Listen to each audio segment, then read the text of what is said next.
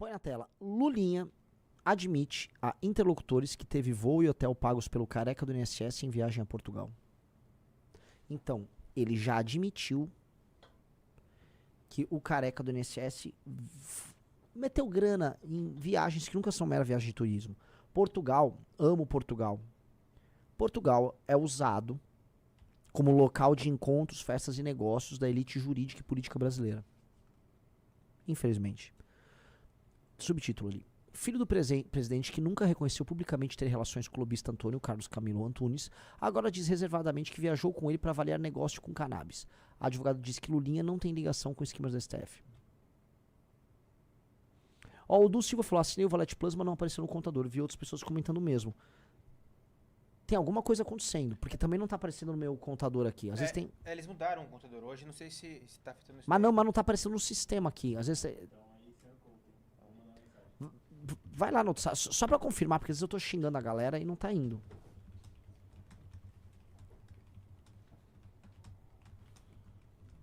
Por favor.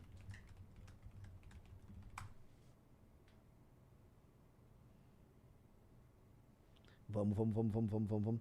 Só um segundinho. Sim, senhor, eu espero, senhor Renan Santos. Pessoal, like na responder live. aqui um jornalista. Se inscreva no canal, então se responda o jornalista. Por enquanto, deixa eu tirar a câmera de você.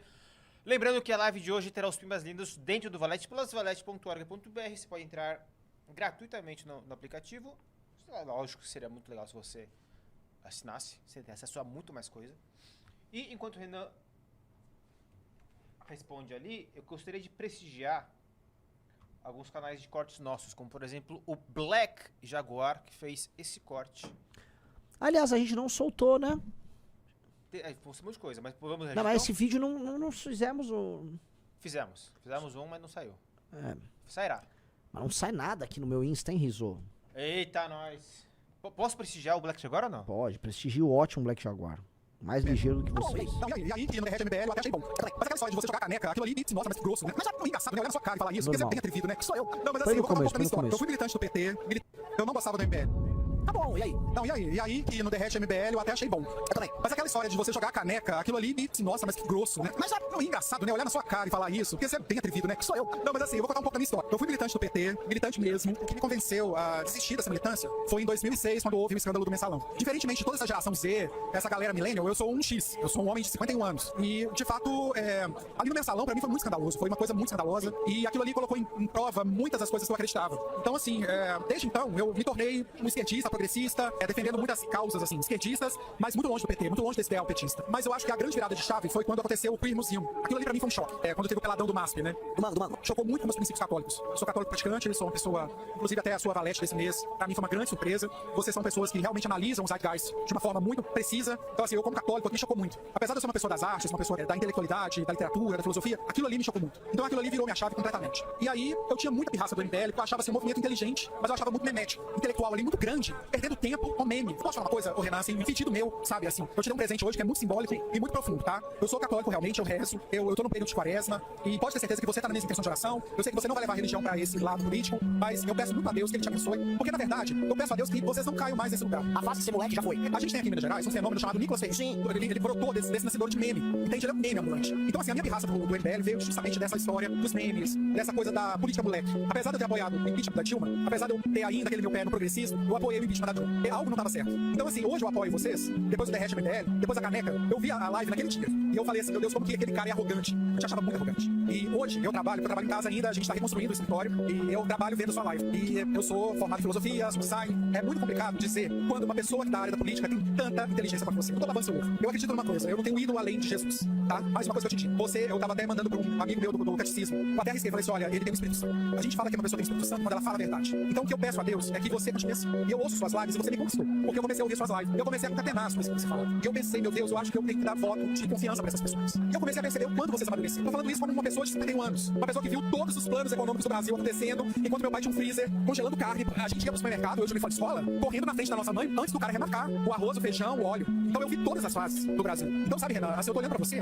assim, não é que eu tô depositando em você as minhas esperanças, porque a minha esperança tá em Deus. Mas eu tô colocando em você um voto de confiança. E assim, na verdade, eu tô dizendo isso tudo pra você com um coração muito puro. Eu te dei esse presente porque eu tenho essa confiança. Acho que vocês vão enfrentar uma batalha muito profunda contra o maligno. Os ataques a mim e a minha família, especialmente. Ao Império como um todo, que a minha família estendida. A pressão que vai vir sobre a gente é de moer. Dá um abraço. Demais. Que depoimento, tá? Esse depoimento valeu a live hoje aqui. Quero... Muito legal. Baita papo. Cara muito inteligente. Muito legal, muito generoso. Excelente conversa. Excelente conversa. Muito legal mesmo. E assim, cara, querendo ou não, só rodando o Brasil que a gente conhece as pessoas, que a gente... Igual o policial que a gente colocou lá, encontrou no nosso ato lá na praça. Você vai conhecendo as pessoas. A jornada tá lá fora. Por isso que não dá pra eu ficar no escritório. Eu vim pro escritório hoje à noite já tô indo embora, certo, Riso? Amanhã de manhã. É, e vou, porque é isso, cara. Não tem muito o que fazer, é na rua. É na rua, é só na rua.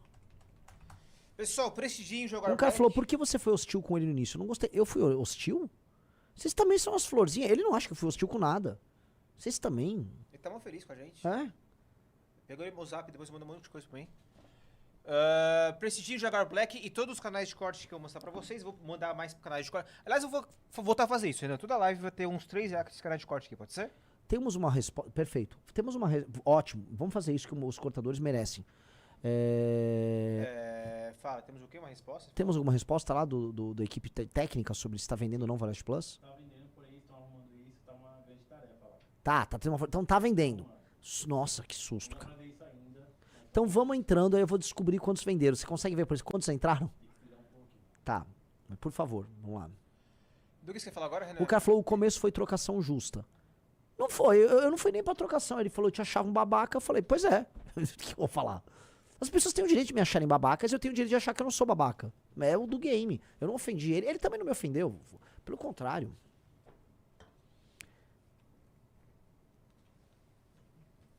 Like na live. Renan, vamos falar... Mas vamos voltar pro Lulinha, cara. Fala de Lulinha, vai. Vamos voltar pro Lulinha. Olha só, cara.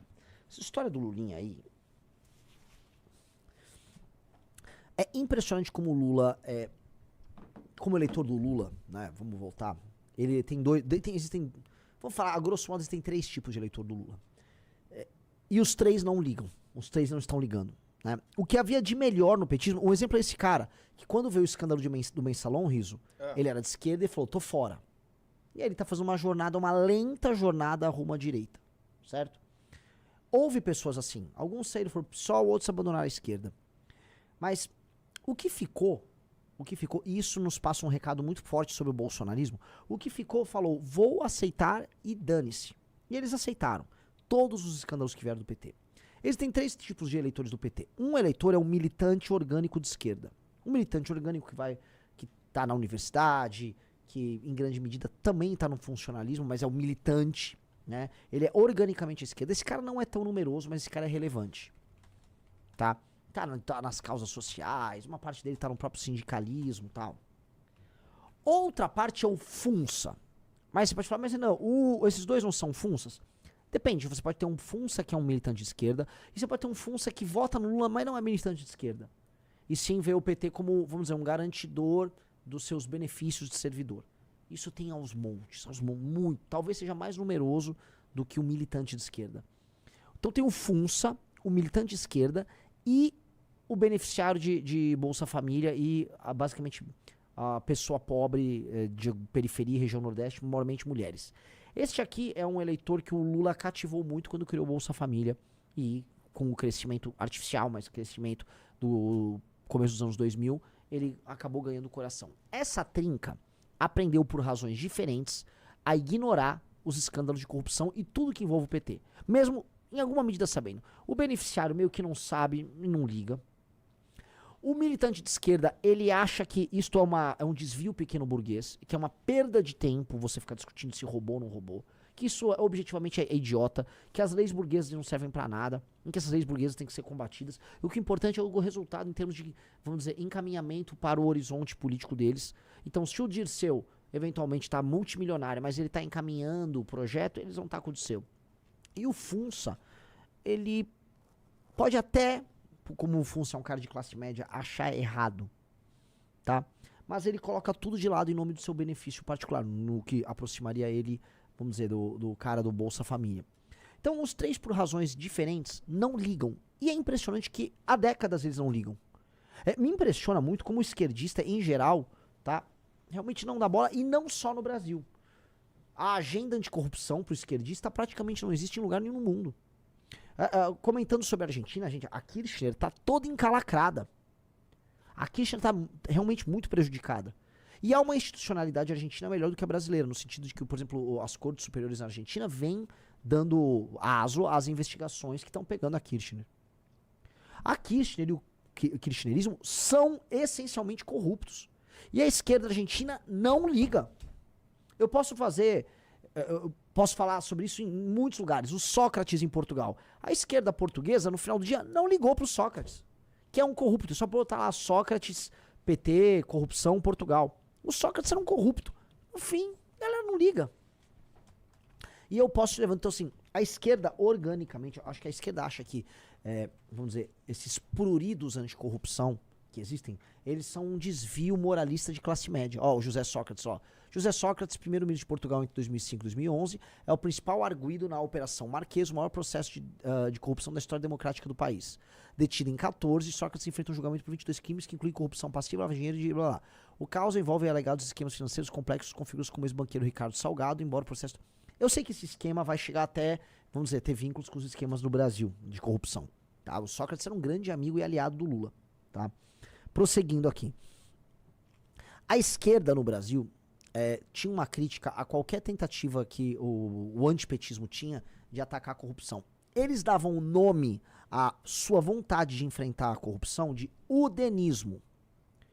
Vocês já viram, Digit 1, vocês já ouviram falar nesse termo, Digit 2, vocês não ouviram falar nesse termo. O que eles dão o nome de udenismo? Na cabeça deles, o udenismo é o seguinte, é uma espécie de um moralismo de classe média, que funcionava como um fim em si mesmo, e que esse moralismo de classe média se refletia na luta contra a corrupção, e que a classe média se alienava nesse moralismo, enquanto não se preocupava com as verdadeiras lutas, que eram as lutas de esquerda. E aí eles acham que os valores dessa classe média eram valores menores, eram valores que, enfim, tem que ser jogados de canto, e que isso tem que ser jogado de canto, inclusive desprezado, em nome da luta deles. Então, toda vez que você se pronunciava contra uma corrupção de alguém, isso era um udenismo. Curiosamente, eles começaram a exagerar, usar o termo do udenismo, chamar de udenismo isso, por conta, a partir do momento que o PT, ele próprio abandona a agenda de corrupção. Porque, caso vocês não saibam, nos anos 90, o PT se vendia como um partido anticorrupção.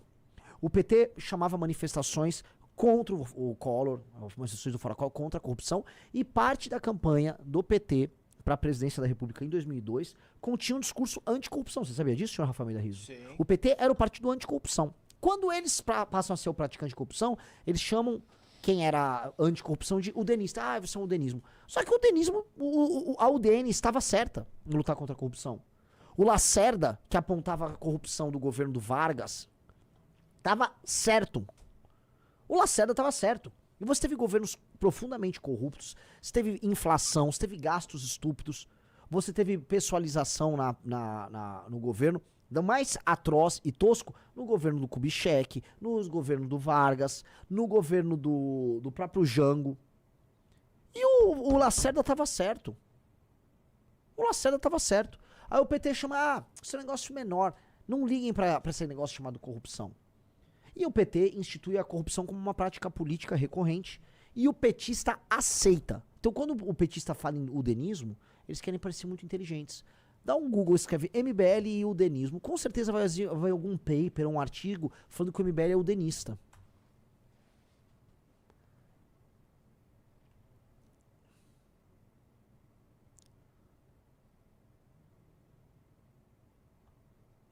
Aqui, ó. Editor MBL, crise e conflitos de classe. Quando vê esses artigos, ó, o MBL e o udenismo. Olha aí, ó. Eles vão falar, porque quando o MBL combatia a corrupção e sempre combateu, o MBL é udenista. Entendeu? Aí, ó. Algum artigo de uma esquerdista. Kiane Follmann da Silva. Deve ser... Quem é Kiane Follmann da Silva? Eu não sei se é homem ou mulher pelo nome, tá?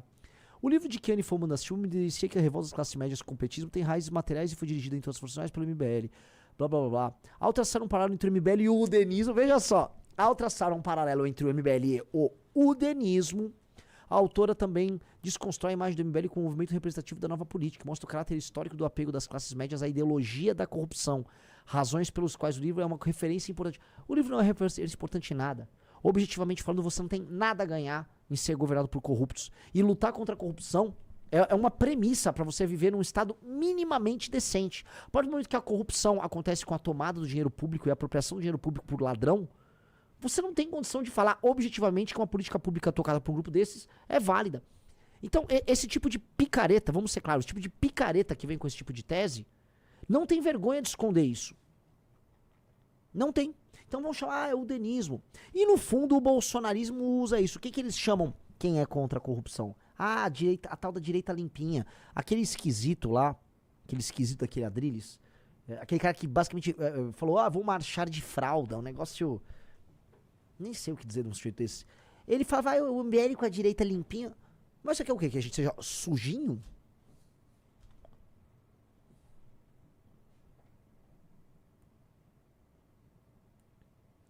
Né? Bizarro.